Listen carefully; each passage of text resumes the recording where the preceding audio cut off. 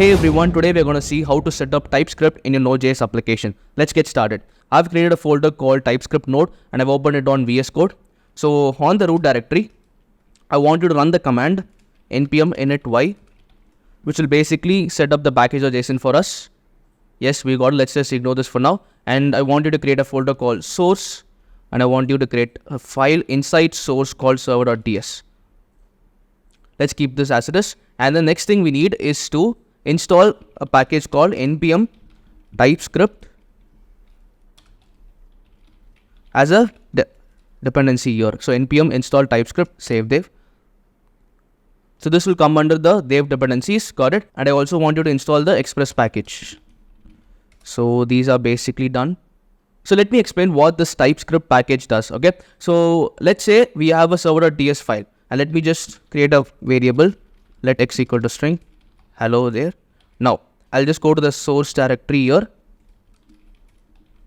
From here, I'll run the command tsc server.ts. You can see it generates a JavaScript version of the same TypeScript file. But it's not running anything. It's just generating a JavaScript version of the same TypeScript file. That's all this tsc does. tsc stands for TypeScript compiler. It just compiles your TypeScript code into a JavaScript version of the same code. Got it?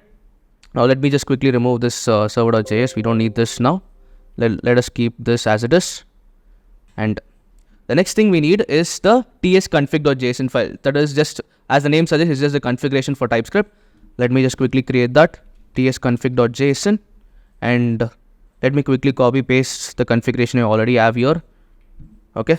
I will paste this configurations down in the description. Feel free to refer that.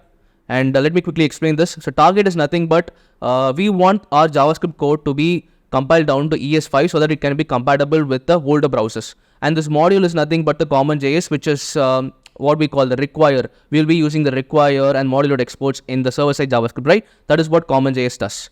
And the output directory. Okay, when we run the tsc command on the root directory of this application, it will first look for this tsconfig.json. And in there, we have specified this as dist folder, like that is the output directory as dist folder. In that case, it will compile all the TypeScript files and then it will convert it into a JavaScript version and then it will put it in the dist directory. That's all it does. Let me show you. Before that, let me quickly add the root directory, which is going to be source. Got it? If I run the tsc command on the root directory, it will create a folder called dist outside in the root directory and then it will have the server.js file, not the ts, server.js file. Can you see here?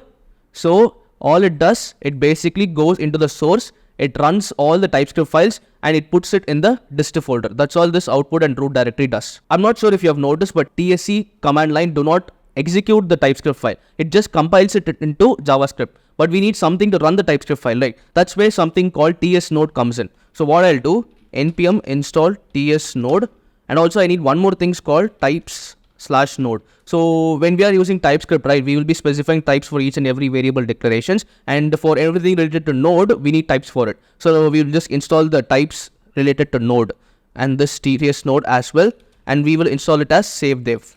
That is dev dependencies. Now, if I go to my package.json, you can see in my dev dependencies, there is TypeScript, there is tsnode, there is add type/node. Let me close this package.json, tsconfig.json. Let me quickly remove this dist folder because I want to show you something. The next thing that we need is to run our application in such a way that every changes that gets reflected in the TypeScript file should also be reflected in the JavaScript version of the same files. That is after the compilation is done using the tsc command. Got it? And also we need to run the TypeScript files as well. We need to do two things, compilation and also running. So for the running, that's why we have installed the tsnode. So for that, let's just quickly create a file called nodemon.json. I will pass in the configurations for nodemon.json, which I will put it down below in the description. Why we are using nodemon is we want every single change that happens, right? So when we are making some changes to TypeScript file, it should automatically be reflected in the JavaScript version of the same file. That is in the dist folder, right? That is why we need nodemon. We should not be able to, we should not like run it every time a change is made. It should be done automatically. That's why we need this nodemon. It basically helps us to do hot reloading. Now let me quickly explain these key value pairs. One is the watch. Watch is nothing but we are telling nodemon which folder to look out for the TypeScript files. And this extension is nothing but what are the extensions to look out for. The ignore, let's keep it empty, and this execute. This is the command that will start to run when we execute the nodemon. That is when we run nodemon, this command will start to execute. Okay. Let me go to my package.json. This is where I will specify the command called server nodemon. Okay. So what happens is when we run the server command, this nodemon. Wait, what? That is, this nodemon.json file will start to run, and this command will start to execute. Got it? npm run server.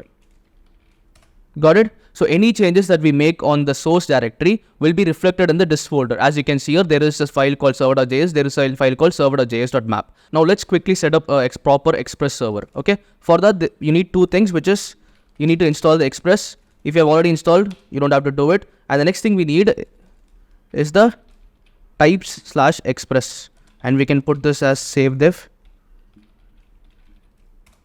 Now the next step that we need to do is on the server.ts. So first I'll import express, and I also need few things, which are the express, the request. These are all the types that comes along with the add type/express. Okay. Next function from express. Got it? Now we need to set up express, which is constant app is to express, which is of type express. Got it? Next, we can quickly set up a server.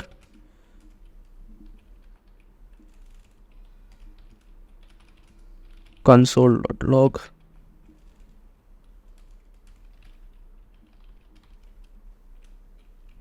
Server is running at port 8000.